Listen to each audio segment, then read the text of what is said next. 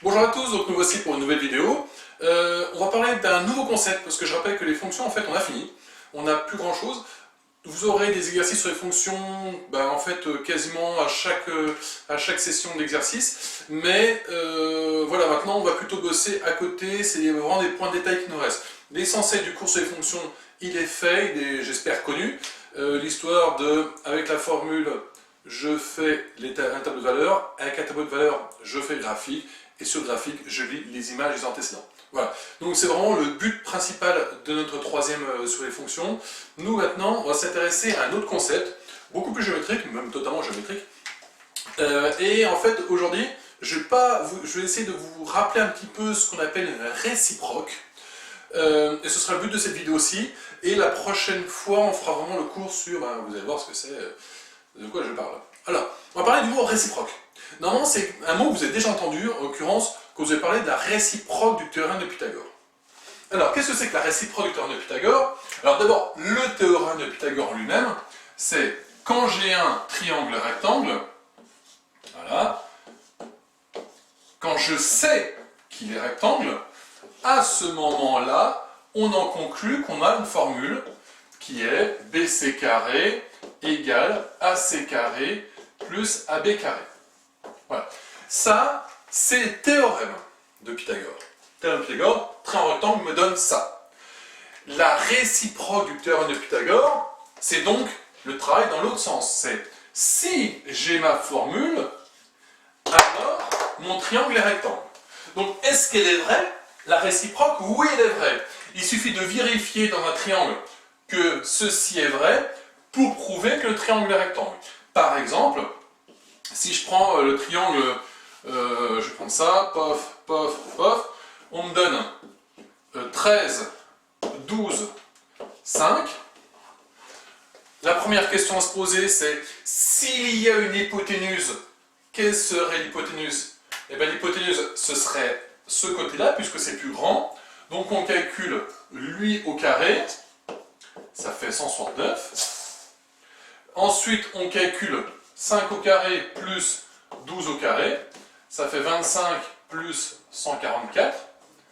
Et 25 plus 144, ça fait aussi 169. Voilà. Donc, on obtient, alors si je mets deux autres lettres, M, N, P par exemple, on obtient la formule Mn au carré plus Np au carré égale Mp au carré, d'après la réciproque du théorème de Pythagore, mon triangle est rectangle. Donc, ce que je veux dire par là, c'est que la réciproque, elle était vraie pour Pythagore.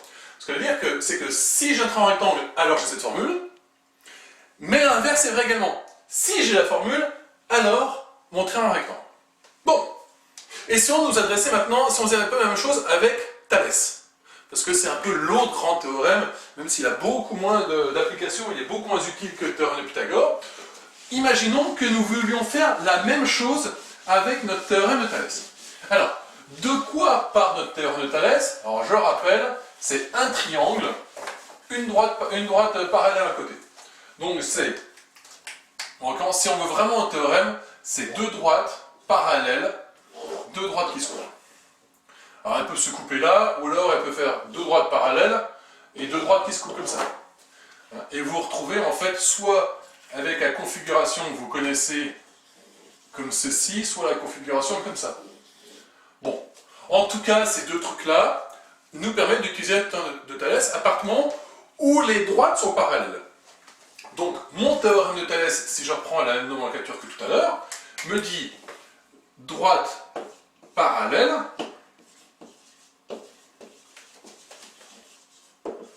j'en conclus la formule de Thalès qui est 3 fractions égales. Et donc, la question qui va se poser, c'est est-ce que si j'ai 3 fractions égales, alors mes droites sont parallèles? Donc en fait, dans la session qui arrive là, c'est la question qu'on va se poser. On va voir que ça suffit presque, mais il manque des petits trucs. Et puis au final, peut-être que les 3 fractions, on n'a pas besoin des 3. Peut-être que 2 suffisent. Est-ce qu'il faut n'importe lesquelles? Voilà. C'est un peu les questions qu'on va se poser. Donc, dans l'exercice pour aujourd'hui, vous avez 2 exercices, enfin pour jeudi prochain, où vous avez en fait deux feuilles d'exercice. L'exercice 1 et l'exercice 3 qui sont sur des fonctions, vraiment la suite de ce qu'on a fait. Et l'exercice 2 qui est en fait une première approche de est-ce que la réciproque de théorème de Thalès, elle est vraie? Donc ce sera à vous de me dire ce que vous en pensez. Une fois que vous aurez fait le travail, eh bien, nous on discutera, on verra un petit peu ce qu'il faut peut-être affiner, est-ce que c'est vrai tout le temps, et donc en fait le prochain cours ce sera vraiment sur la réciproque de Thalès. Aujourd'hui je vous rappelle juste ce que c'est qu'une réciproque. Donc notre théorème il a un sens, la réciproque c'est l'autre sens. Est-ce que l'autre sens il est vrai pour Thalès? Eh bien suite au prochain numéro.